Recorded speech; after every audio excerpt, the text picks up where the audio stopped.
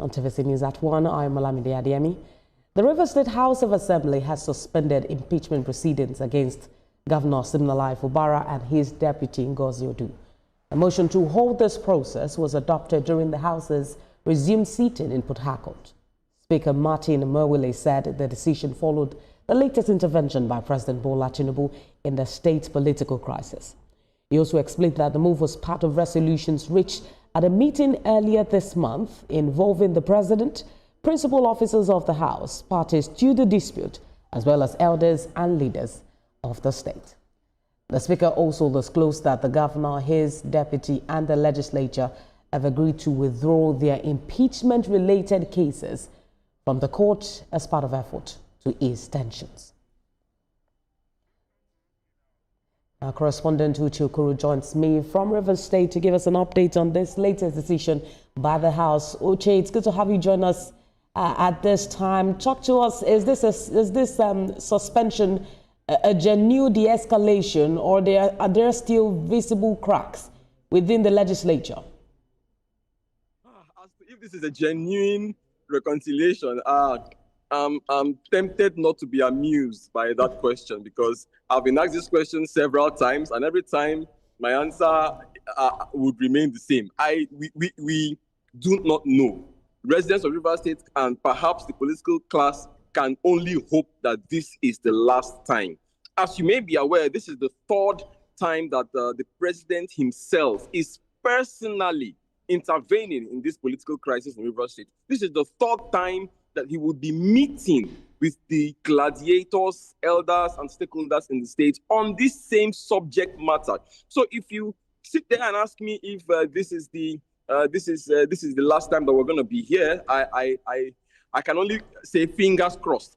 After the state of emergency, we asked this question: is this a smoke screen? Are we going to be back here? And everyone was optimistic that genuine supporters of the governor have agreed to sheath their swords and all of that. And less than 6 months, we are back to a war of words and all of that. So we can only hope that, from residents of the state, and like as I mentioned, political class can only hope that this would be the last time. But the road to the 2027 election is still a very quite a long one. As to your question about the House of Assembly, I cannot categorically state that there has ever been a crack in the House of Assembly. To the best of my knowledge and from my observation, they've basically been speaking in one voice. Any other thing that you may have perceived has all been politics. I know that we may not really understand the workings of as regards the crisis, but I know that the Assembly, to the best of my knowledge, have always been speaking in one voice. Beyond this suspension of impeachment proceedings that we've seen,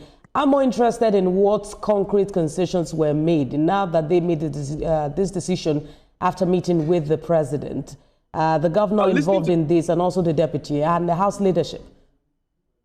Listening to the speaker today, he was cautious about delving into the very details of this latest agreement that we are now being told has opened the door for another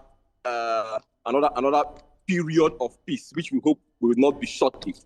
Now, first of all, the speaker has informed us that both parties have agreed that further alleged infractions, I use the word alleged because I'm reporting, further alleged infractions on the constitutions will be terminated forthwith, and all infractions that led to the transmission of impeachment notices, those infractions on the constitution would be remedied.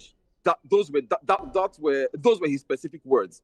Also, the speaker has also informed us that part of the resolutions and agreements at that meeting is that all parties should cease legal hostilities. And they have also received confirmation of notice of withdrawal by the governor, his deputy, and others on this impeachment notice from the State High Court, while they as a legislature have also withdrawn their matter from the appeal court. So that's where we are. As to the other more particulars of that resolutions, we do not know. But bear in mind that one of the controversial subject matters relates to the governor's decision or plan or intention to run for a second tenure. We do not know for specifics if that was discussed at that meeting. For now, it remains under wraps. I'm also more interested as to how this is really going to impact, governance in Rivers State, legislative, executive relations, and also bringing back public confidence in the state, political stability going forward. But what are you seeing, and what do you foresee in the next few days? That's a very important question, because you know that if you come to Rivers State, there are quite a number of persons who would be very opinionated when they state that politics has grounded to a halt as a result of the crisis. They say that the governor hit the ground running when he came into office, when he was sworn in. The crisis slowed him down. He tried to resume and come back to resume projects, and then the crisis again has slowed him down even further.